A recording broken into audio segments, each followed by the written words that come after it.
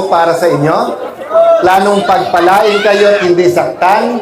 Planong bigyan ng pag-asa at kinabukasan. Naniniwala ba kayo may plano ang Diyos sa inyo? Kahit na panay tent city tayo ngayon? Kahit tuloy-tuloy na yung mga aftershocks? Kahit na nahihirapan ang ating bansa at panay pagnanakaw kaliwat kanan? Pakisabi sa katabi mo, may plano ang Diyos sa iyo. Ako kay Mayor Yap ko sasabihin at sa kanyang asawa, Mayor, may plano ang Panginoon para sa inyo. Pakisabi sa katabi nyo, babangon tayo.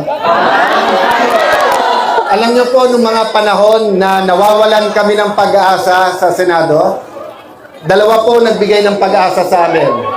Una po ang Panginoon. Pag sinabi ng Panginoon, laban ko to, kaninong laban yon? Laban niya, di ba? Pangalawa po, yung mga bata. Ang bata po kasi, hindi sinusunod yung sinasabi natin.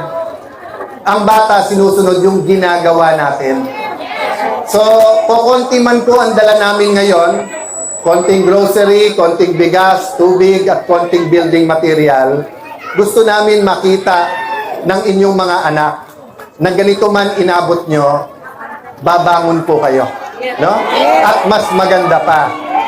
So, ang ating pong layunin ay 3 R. Nung bata pa kami ni Mayor at ni Robin, 3 R natin, actually hindi R yung isa eh.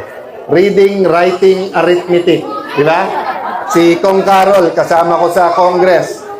Hindi nakakalimot yan. Kay Ate Pia, yung ospital. Di ba yung munisipyo? Hindi naman natin alam magkakalinog. Di ba?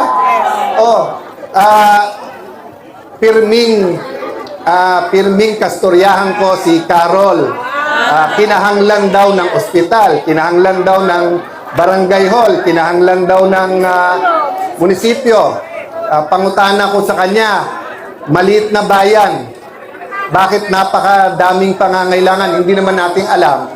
Dito tayo dadalhin ng Panginoon kasi dito siya magagawa ng malaking milagro na babangon ang inyong lugar. Di ba? Okay, so 3 R. Ngayon, relief. Relief ang dala natin, di ba? Pero pinapangako namin kay Mayor, recovery or rehabilitation, di ba? Pero ang dasal po namin, suportahan nyo kami, magkaroon ng reforma ang ating gobyerno. Di ba? Reforma ang ating pamahalaan. Hindi pwedeng panay nakaw na lang ng nakaw. So hindi to ang oras at panahon na pag-usapan ang political issue. Pero gusto kong malaman nyo, we are sorry for what is happening in the government. We will take responsibility and we commit to you. Pagbabago ay dadating sa ating bansa. God bless you po.